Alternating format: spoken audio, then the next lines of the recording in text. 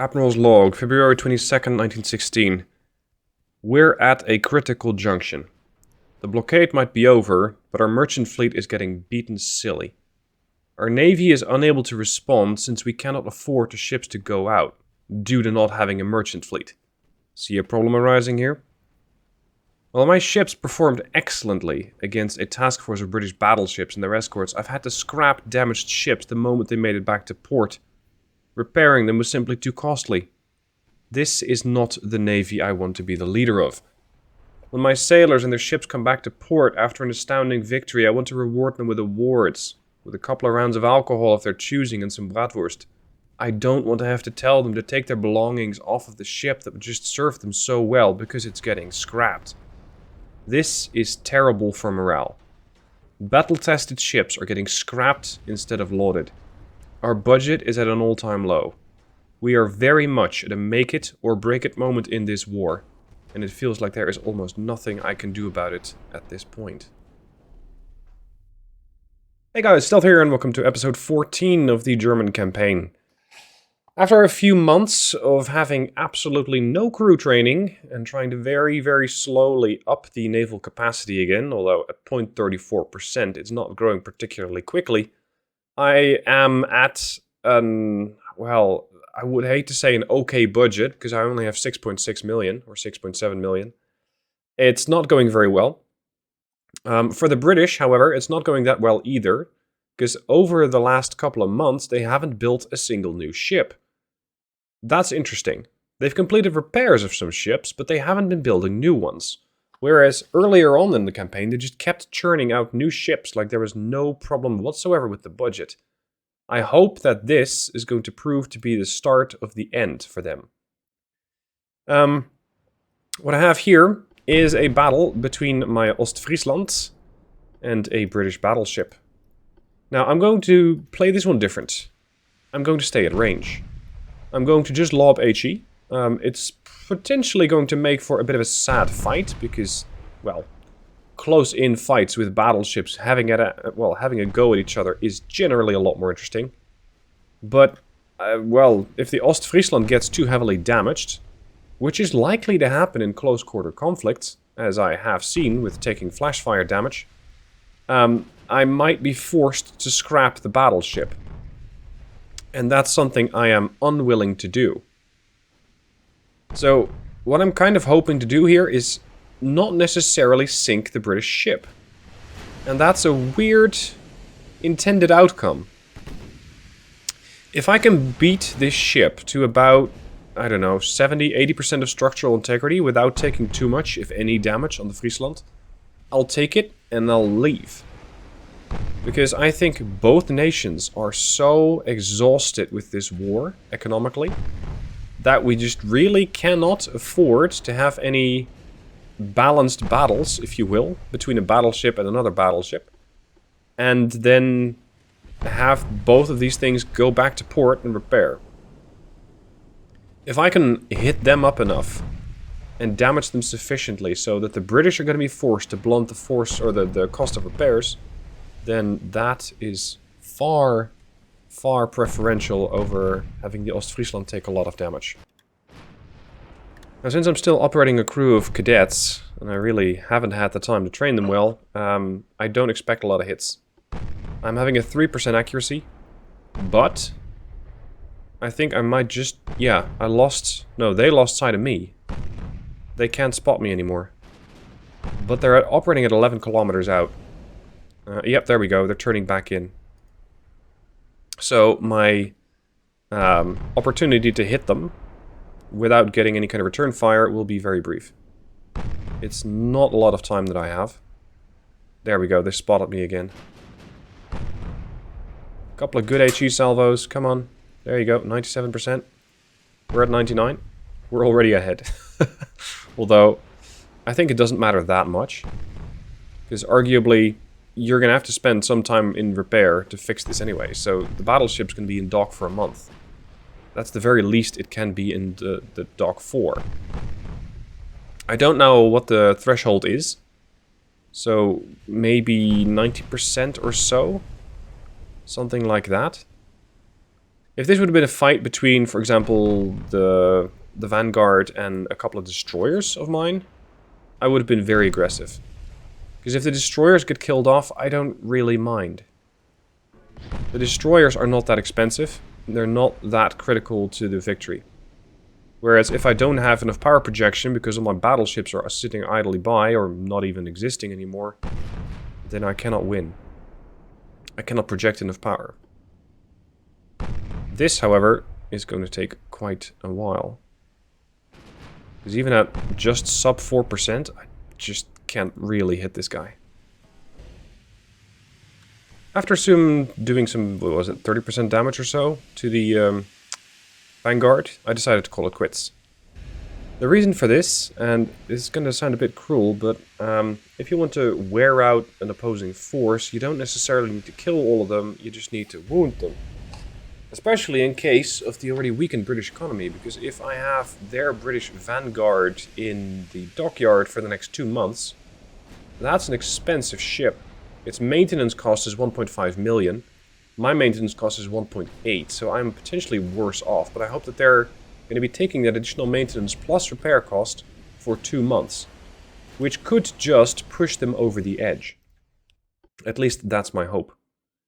Of course, it's going to cost me as well, 1.216 million, because the Ostfriesland is repairing, and, well, that's basically the biggest chunk of damage that I can take to the economy at the moment. As for the rest, as I said, it's all in being. The only ships that I have on sea control are the Ostfriesland and the Seydlitz, and that really is it, because I cannot afford any other ship to be out there. And of course, this is the result. Considering that I am not out there, I'm starting to lose more and more ships. Now, time for another fight between the Seydlitz and the Furious.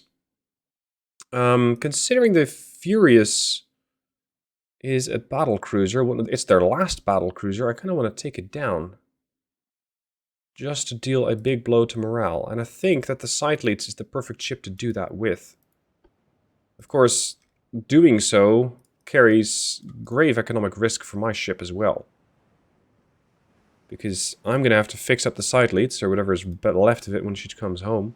And it's going to be expensive. Let's see. I get a veteran crew against me. Against my crew of cadets. You have to slow down the moment that I spot the target. Probably lob HE at it first. Because I don't really expect to be able to pen it right from the get-go. Northwest. There you are. Load HE. Slow down. Target acquired. Accuracy about 2% or so. We know that these British battle cruisers respond quite violently to getting shot at. Oh, it's tough. Do I blow this thing up? Or, well, will it blow itself up with a flash fire? Or do I basically put it in the hospital? Put it in the dockyard and hope that the British are going to finally succumb to all the economic damage that I'm causing. The loss of another 5 or 6 transports of mine was not great. Okay, tell me. How much damage can you sustain? How much damage can you do to me? That second portion is far more interesting. Oh, they lost sight of me. This happened with the battleship fight as well. They constantly kept losing sight. And now, once they lose sight, they immediately turn around and try to reacquire you. There you go. They spotted me again, and immediately they reacquire, and they stop their turn. It's a bit awkward. It's a bit of a weird maneuver by the Brits. For some reason, my ships can outspot theirs. It might have to do with the height of the main tower or something. 83, 84, 85... I got that huge belt armor on this thing. And conning tower armor. 94, 95. Come on. Can we safely push into this thing or no? My chance to pen them, 36%. Their chance to pen me, 52%. That's because I don't have any deck armor. 1 inch. They do have deck armor. Okay. We're gonna have to charge into that ship. I don't like doing it, but at this angle my deck armor is taking the brunt of the damage and I don't have it. So the only thing I can hope for is going bow in, pointing the nose directly at the Furious, charging at her, reducing the distance, and thereby making the shell trajectory flatter, so that they're going to hit my well-armored bow, and not the extremely, well, not paper thin, but relatively thin deck. Of course, now the Furious heads away. So I'm going to have to kind of make them come to me by going parallel, letting them get away, at least thinking that they're going to get away. I think they lose sight at about 10 clicks or so. Something in that area. And that means that they're going to turn around. At that point I will also turn around. 10 clicks. At that point I will turn around and immediately charge them in. 10-6, lost sight of Sightlights, there we go. So now you can see that the Furious is going to make a starboard turn. And she's going to try and reacquire. That's what I was waiting for. Because now I can have the battlecruisers charge directly towards each other. It's not going to do any wonders for my accuracy, this flank speed. But I need to get in there. There, they spotted me again. Turrets are coming back in. Ship's turning back to port. And her 11-inch guns are potentially going to try to... Ooh, I got a pretty good chance to pen. Are going to try to go at the deck armor again. Still 52% chance to pen me. 30% and dropping. Because the Fury is running away, isn't it? At speed. Okay, here we go again. After almost an hour later, the battlecruiser Furious has taken some damage. She's down to 81%. Sightlights has not taken that much damage. We're at 95. And the chance to pen is now becoming so good that I might actually be able to use it. For some reason or another, it seems that the Furious is suddenly turning around. Almost like she's eager for an actual brawl. Which works well for me, because I am pretty decently angled. And their chance to damage me is 30%. My chance to damage them, and of course with that shell they do, my chance to damage them is 53%, although it is dropping. I'm going to try and keep that bow angle, but that bow angle of mine has exposed a problem with Sightlights. And it's this. These two turrets. I thought I had an elevated B turret, it's not, it's right on the deck. I used that to make sure that I don't take another barbette. So I save a little bit of weight, which is great, but now the turrets can't fire over each other. So now I'm kind of have to wait until we get these things to be more useful. I have decided that it's going to be a battle to the death. May the best battlecruiser win, ideally mine. And I will sink the Furious. That's how this is going to go, because the Furious without, well, with the superstructure... Jesus, and so of course exactly that's what they hit. The superstructure is what they can damage, the rest of the ship not very much, depending on the angle at which I'm sailing. Currently I cannot damage the Furious that much either, but I'm hoping that that will change. She continues to turn and sort of expose more and more of her belt.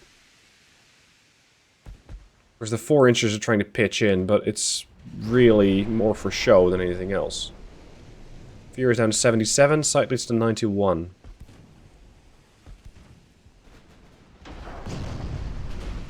Ugh. There goes the X turret. I'm not sure exactly how they were able to shoot it. It doesn't really make that much sense, but okay, they were able to do it. Come on, Sightlights, get me a couple of great hits on the Furious and put that thing down. There you go. That bounced off beautifully. Now we're talking. All my main turrets have taken quite a bit of damage, which have me concerned. Those main turrets. Last thing I need is a flash fire. Flooding on the side leads.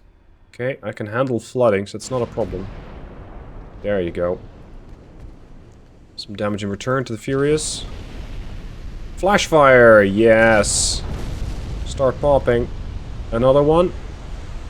They've destroyed the B turret. And another. No Furious, there will be no way out for you. It's going to be an immense expense on my part to get this thing back up. But it's going to be even more expensive for them to rebuild a battle cruiser. It looks like Furious has tossed off almost all of her guns, with the exception of her stern turret. Sadly, because that's the one I need dead most. This is the only one which can currently shoot me. But, job's been done. Sideleads comes out victorious, and the Furious is down. That's their last battle cruiser out of commission. Exactly as I would like it. Sadly, with their 9 battleship fleet, as well as still some power projection from their heavies, I don't really blockade them that well. If at all. And it's going to be expensive as hell to fix those ships up. I can still skimp a little bit on this, but this is it. I'm stuck on 45%. We'll just have to carry on. How long is that going to take to fix? 2 months? I'm sorry, side leads. I would love to keep you, but I cannot do that for 2 months. The only ship I have out now is Ostfriesland. You know what? Fuck it. We're going to make one big push. Everybody in sea control. I need to force an encounter. Anything. There. The Gosrith first in the Victoria Louise against the Shannon, the Carlisle, the Comus, and the Narissa. It's not the first time I've seen the Narissa. And if it's up to me, it is going to be the last. Enemy Wests. That's where we'll go. Victoria Louise, don't torp anything without my say-so. Beware the light cruisers and their torpedo threats. I am not at all looking forward to an encounter with a torpedo, especially with a poor turning circle on the Gosrith first. But I also have an opportunity to get rid of some of their ships. And considering how, well, how razor tight this race is going to be, this race to the end of the war, it's not going to be pleasant. I know that if you run out of money, you do get a bailout at the expense, I think, of taking a hit to your reputation. So it's an option, although not a good one. But it can get you out of trouble in a pinch. Contact, starboard. Class, heavy cruiser. I'm not sure if I can pen that. Wow, it took them a while to spot me. Interesting. Let's have at him. Oh shit, and there's something smaller back there. Oh, you're opening up. That's fine. We'll load the armor piercing. There you go. This is what the Curve First is more or less designed to do. Go after cruisers. And do so with a vengeance. At this range, deck armor should not be an issue. And I can let those 12-inch guns rip through the enemy heavy cruisers. There's one of their... Yeah, that's the destroyer. We're going to target that with secondaries. And there's the light cruiser.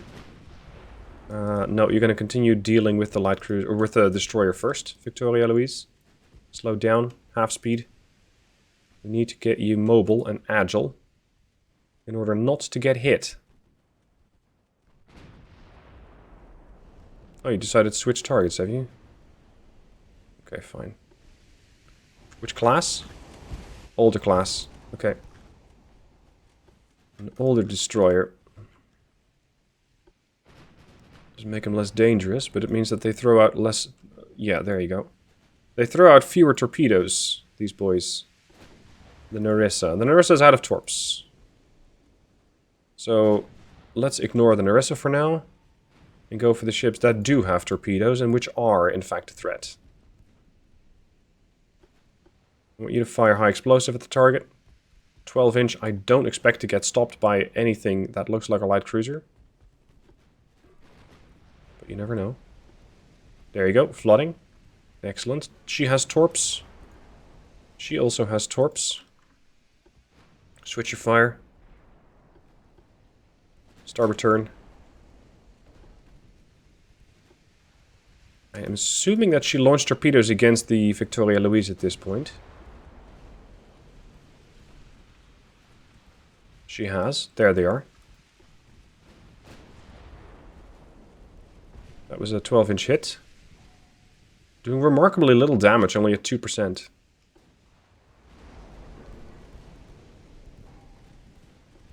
Let's have you auto-select, because I'm also actively managing the Victoria Louise. Coma still has her torpedoes readied.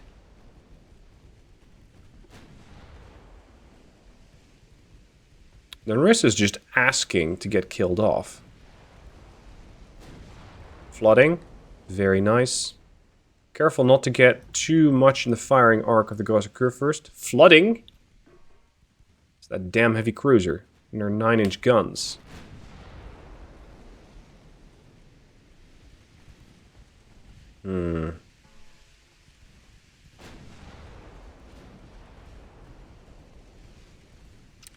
That is not what I need. 2 torps left there, 4 there still. Victoria Louise is pumping the water back out. Buoyancy coming back up to the 90s. But holding at 87. Come on, Kurfürst. I need you to eliminate these lights. We must get control of the seas. We must blockade Britain. Strangle them.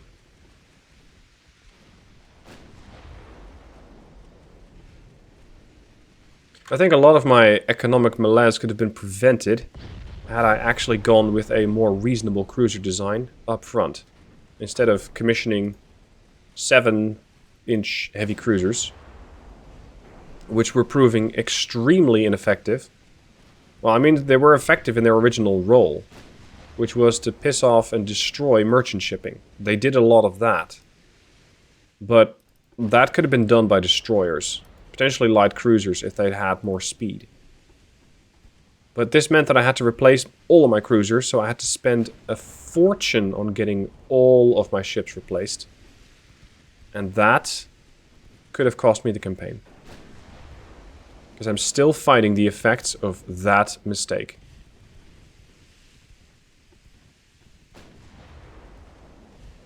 These DDs and light cruisers are remarkably resilient to damage.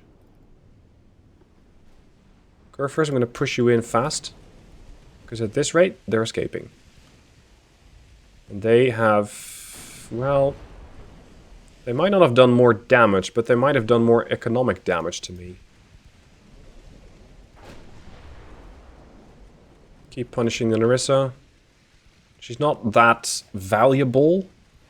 Both in monetary sense and as a combat ship. But she is a cheap kill. If I could hit her, that is. After a almost 50-minute fight, the Shannon has finally decided that she's had enough of just being shot at. And she's starting to return fire. So the Grosse Kurfürst is turning to starboard, bringing all of her 12-inchers to bear, but even then, my chance to pen is not that good. And the Shannon has decided that the heavy cruiser, the Victoria Louise, with her torpedo launchers, is still the more dangerous threat. So once again, we've seen this before in the engagement with the battlecruiser Seydlitz and the 2 British battleships, that the AI is just very intimidated by any ship that has torpedoes. So, in essence, not having torpedoes is allowing the Kurfürst to hammer the Shannon without any kind of retaliation. But, once again, the British turtle armor appears to be working. Because, once again, they don't really care that much about getting shot at. Okay, so the Carlisle has launched her torps. The Comus has launched her torps. It's time for the Victoria Louise to do some turning. Every now and then I throw out a torpedo just to keep the British busy. You know what? I might switch to the Comus over here because I don't... Yeah, that's not a problem. I don't really think that the Shannon is going to be that much of an issue, but the Comus still has 2 torpedoes. And I'm not interested. I don't want to get hit at all. She's still targeting the heavy cruiser. And I'm expecting that she'll continue to do so. But it's not something I can bank on, because the moment that the AI decides that the heavy cruiser is not as valuable as a battle cruiser, that's the moment when the Kurfürst could get torped. This angle... See, I don't really believe this 51% chance to pen. It's a very, very flat angle. So I'm basically hitting a 3.2 inch armor belt, or 1.6/1.7, plus 73%. So let's say it's 3, a little under 3, or maximum of 6.5 or so. Sorry, no, not even that, 5.6. These guns can pen lots more than that, especially at 1.5 kilometers out. They can pen 27 inches. There is still a bit of a debate going on in the comments about whether AP or HE. Standard damage, maximum armor pen. I don't really need armor pen in this situation. It's increased damage for HE. It's increased fire chance, but minimum armor pen. For this particular target, I think HE is more likely to be effective. Simply because high explosive volleys with a ship that is this fragile will almost be guaranteed to do the most amount of damage. Because this was, what, a pen? 4 belt partial pen and main belt pen. So I could do incredible amounts of damage just using HE. Alright, let's have the torpedoes from the Victoria Louise do some damage against the Shannon. Torpedo away, the Shannon immediately picks up on that. She's not too eager about getting torpedoed. For some reason or another. Torpedo in the water. Shit. Can we dodge that? Yes. That must have been the last torpedoes from the Comus. Not what I was expecting. Okay, I want you to turn away, Victoria Louise. Because we can easily eliminate the Comus, that's not a problem. It's that fact that I don't want the Shannon to kill you. And a cruiser fight, normally I would take this if I could have the budget to repair my ship, but I don't. In case of the Shannon, by the way, I would pick AP, because I have 8.3 inches of armor belt to contend with, and I don't think I can do that well with HE. The fore belt and aft belt are not as good, of course. It's still plus 92%. So effectively 7 inches of armor belt. I don't think that HE is going to do that well against that. Kurfürst absorbed some fire that was from the Shannon intended for the Victoria Louise. Okay, we're going to go for AP. Load it up and blow some holes in the Shannon. We don't need to be as fast considering how close we are. There you go. Flooding. 4 compartments. Don't let that fool you, because these British ships have shown before just how sturdy they are. Full salvo. Yes. Bow and stern also flooding now. That could be the end of this ship. I need to pen them on the bows, potentially again. But at this angle, that's not likely. Nope, we bounced off. Time to go for the HE again. And see if I can come alongside the Shannon on the starboard side. Victoria Louise, some flooding, some structural integrity damage, but overall, pretty okay. Yes, that's the stern. Surprised that they don't have rudder damage yet. I was expecting that to be the case at this stage. Normally, if that compartment starts flooding, you immediately lose your rudder. I guess we're going to have to convince them again. There goes the rudder. And this means serious economic damage once again to the British. I could let the Shannon live, but I don't know if the Brits are just going to scrap her. And I would much appreciate the victory points instead. Oh, come on. 1% buoyancy.